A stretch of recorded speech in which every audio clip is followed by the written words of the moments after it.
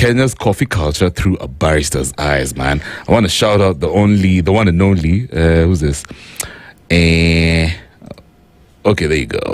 Odhiambo. Yeah, good stuff. Trimas Odhiambo, you say you're getting us all the way from Seme. Yeah, good one, man. I like that. Guys of Seme, coffee should be your thing.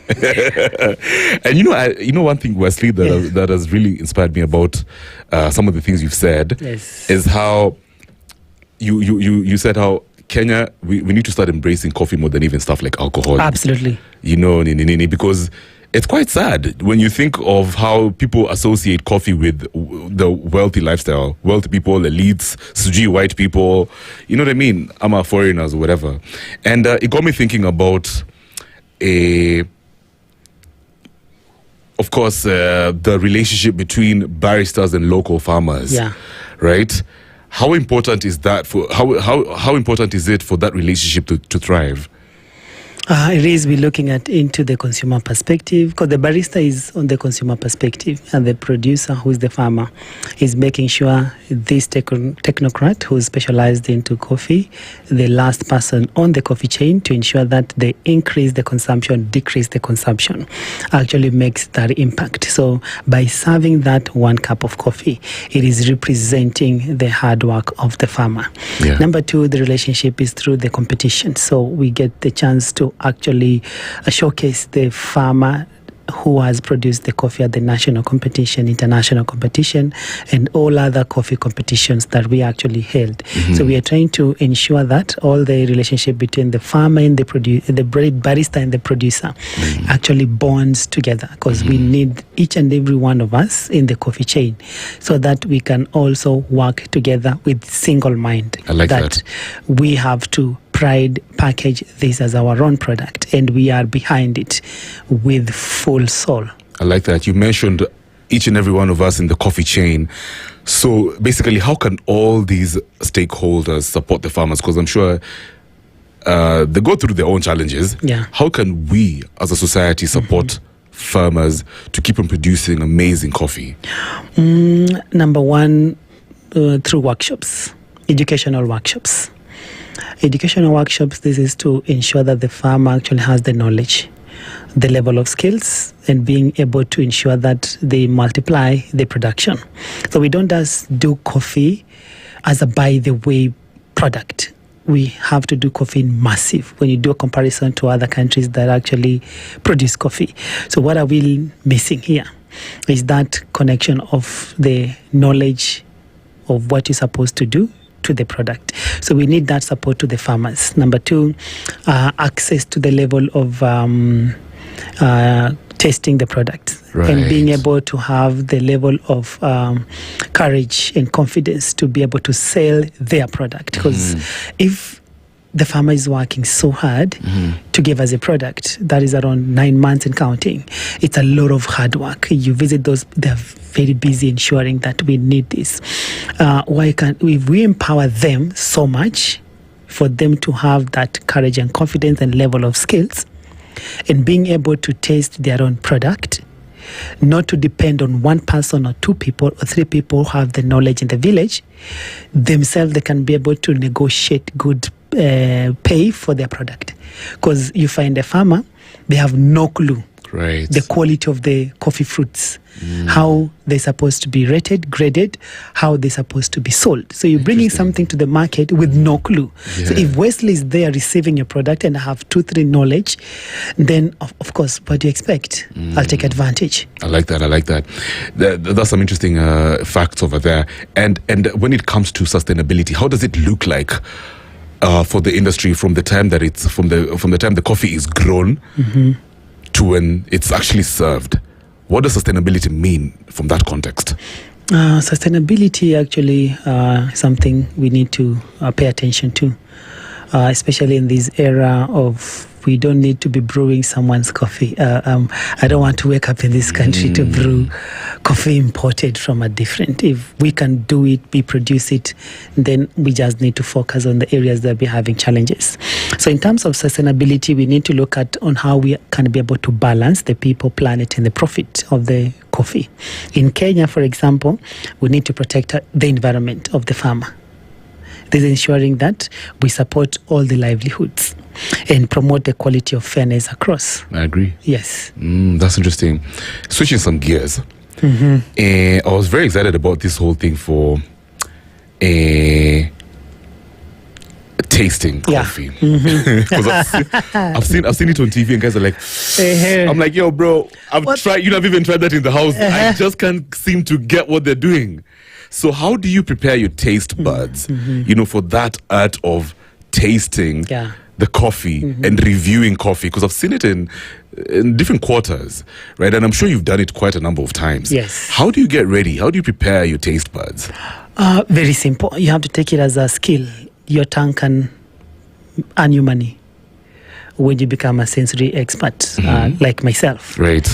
It's ensuring that everything that you eat, consume, either whether it's a beverage, whether it's food, you don't just feed in your stomach. Interesting. You need to feed your brain. Oh. So the connection of the neural structure vertebrate of the forebrain, where each and every human being is tied to 50 million different cellular doors that can be able to detect anything that you smell, anything in aroma, and the taste perception. So by training, you're sharpening those perception, and it's tied to the entire brain. For example, right now, if we have a gas link here, you can smell and your brain will reflect the name of what is the scent. So that means you've came across the name, you've came across the scent. So you are captured the scent and everything. So in coffee is more practice that you do. This is to ensure that you're tying yourself to the real world. You're connecting to the real product. So it needs a lot of attention of training, more years of craftsmanship, not just drinking coffee. Right. Perceiving coffee. Yeah. That's now the difference. So if I'm drinking coffee that is completely straight up, I'm drinking coffee that has milk, I'm having coffee that has milk with sugar, I'm having coffee with alternative milk. What exactly are these solutions changing the factors of the coffee? So I'm not just feeding the stomach and have that caffeine kick resolve. I'm trying to sense and perceive. It's like you're dreaming alive. Wesley. You're too much, bro. But I love your passion. And I like how you're explaining it to me. I've never really looked at, or thought of coffee from that perspective. Is it similar to wine tasting? Yes, it is similar to wine tasting. On how you perceive wine. But remember, coffee being an inorganic compound, it carries more than 1,000 volatiles. So all coffee technocrats in science, they deserve that respect. Salute to all the coffee people. They're dealing with a delicate product. Can imagine. It has to be treated as such. Absolutely. Wine has around 600 different volatiles. Coffee has almost double. Look at that. So coffee is highly rated. Absolutely. No question. When you're brewing, what usually goes on through your mind, right? How do you immerse yourself in the whole process? What's the process? What's going on? Yeah. How do you ensure that you're really focused? And what comes first? Is it the feeling, or is it your creativity? What's going on? The obsession. Okay, interesting. It's more than passion. So it lifts your soul. When I'm going to make my own cup of coffee, I'm already in the cup of coffee. So I'm not going to make the cup of coffee. Damn. My body parts will just do the tasks, but I'm in the cup of coffee, from the boiling of water to measuring of my coffee beans to preheating my apparatus. So I'm not just making a cup of coffee. I'm completely intimate with that brew. So before even I sip it, I know exactly how it's going to taste. So each and every pour brings that magic of what you want to achieve in the coffee. That's right. And since you're highly trained and you can be able to achieve anything you want, you're not just going to mix coffee with water and call it a coffee beverage. No. Yes. So the connection part of it and the obsession part of it. Do you have a specific ritual that you go about before you make your coffee? Yes, I smell, sniff, and wake up.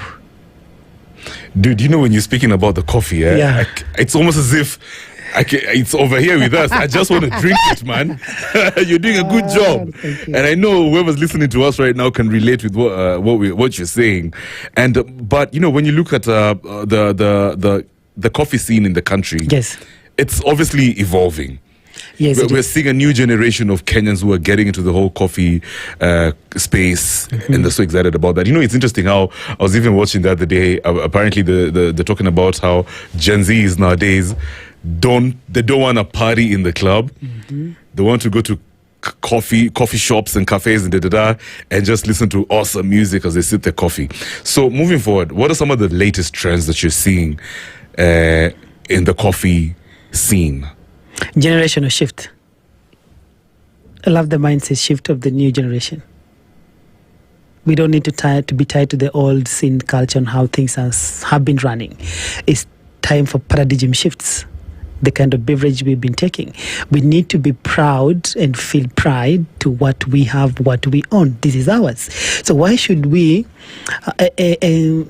depend on exports?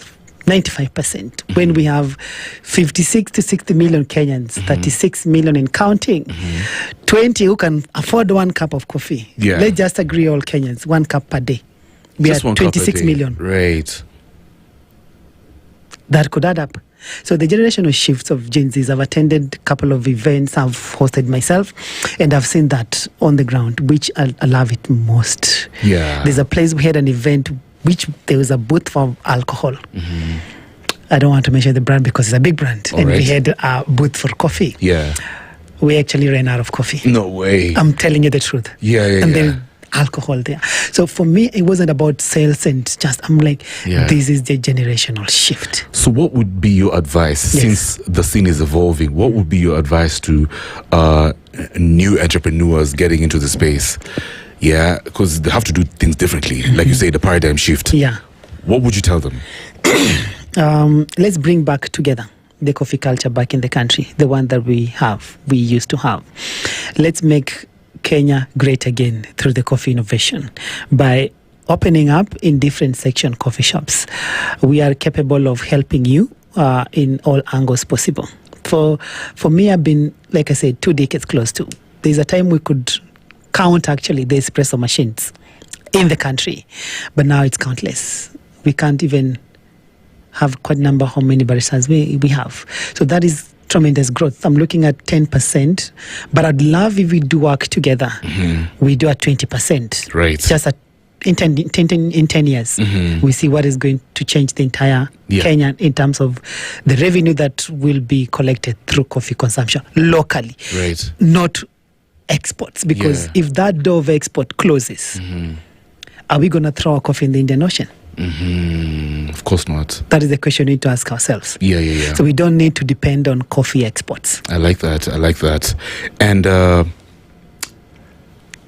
I'm seeing over here, so I put down some questions, and this one sounds like how do global coffee trends like cold brew and specialty roasting, how do you blend them with local traditions? Is that a thing? Should people also look at it from that perspective or angle?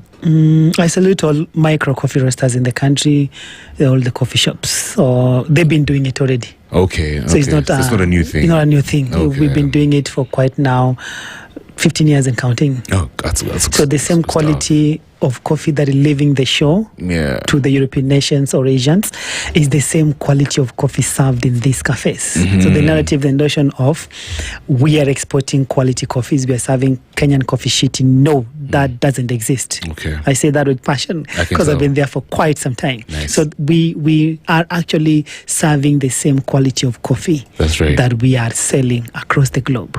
As a barista, yes, you're very busy, you're a founder, you're a trainer, you're constantly getting, you're in this conversation, you're in the culture.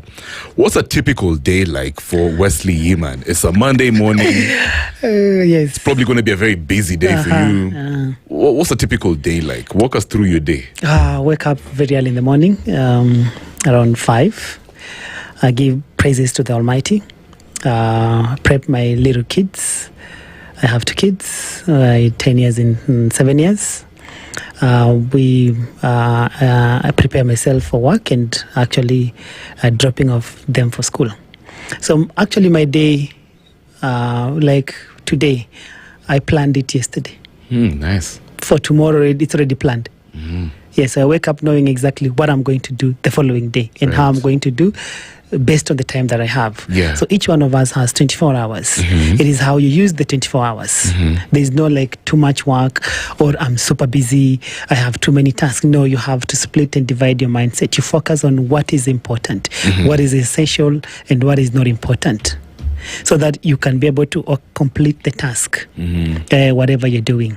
So regardless of the duties and the tasks that I have across the day, I have to be present at the same time, coordinate. So if I don't plan myself very well, then I can't deliver. If I don't deliver, I'm struggling for my personal growth.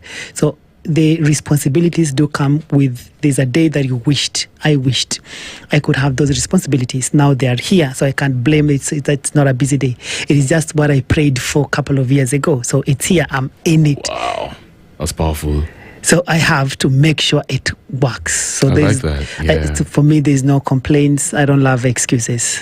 If you have to do it, you have to do it more than or 3 times better, so that no one can be assigned to your task. If you have to do it, just do it better, or don't do it. Wow, I like that. No halfway. Yeah, I like that. I like that. So you go it full swing. Do whatever you do. Be obsessed with that task. Yeah, it's true. You see, I love what you've just said, especially as a barista. The thing is, when you look around you, if you look at this city of ours, Nairobi, the problem is many folks do incomplete work. Yes. You know, like, what's the point? You'd rather not even start it. Yes. There's no need for it. Incomplete buildings, incomplete projects, incomplete everything. Right? That's a very good lesson that I've learned from you, but I also kind of knew it. And I'm curious, what has coffee taught you about yourself? What have you learned about yourself all through the years? Due to working with coffee, of course. Patience. Having faith and believing in yourself. You have one life to prove to yourself that you're worth living. So each and every day is a brand new day to make it better, regardless whatever you're going through. So the patience that I have, what I wished for, the firecracker that I had, my dreams are life, and you have to set other goals. So you need to be patient and you need to have faith. You believe in yourself. Be obsessed with what you do, whichever the industry is. If you have to transit from a different industry to another, you begin from scratch. Just believe you are a startup, you are a newbie. Don't be a microwaved kind of mindset. Like, I need results tomorrow when you're planting seed today. Wait, put water, put manure, cultivate the plant. Wait the harvest time. I love it. Just like coffee. Yes. Oh, man. Dude, you guys are so smart. It's been a real one. I know the folks who are listening to you right now, they would like to engage with you. They would like to share your story. How can they reach out to you? I have my phone number. They can call me or text me. I offer free consultations for those who want to set up coffee shops. Or we can also do trainings for you. 0724 637 787, or reach out to Instagram, Wesley Yeaman. That's actually how I reached out to you. It's been coffee all over. And I like how you put your contact over there. Thank you. It's amazing. Guys, if you have a biashara on IG, please don't forget to leave your contact over there. You never know who's going to call you. Wesley, thank you so much. Keep on doing what you're doing. You're very resourceful to our country, Kenya. Let's keep on growing this country, and God bless you, man. Yes. It's been a good one. Cheers. Keep drinking coffee. Asante sana. Absolutely. 2 minutes after 8, guys. This is #After Hours on Spice across the country. And I've got a track called Coffee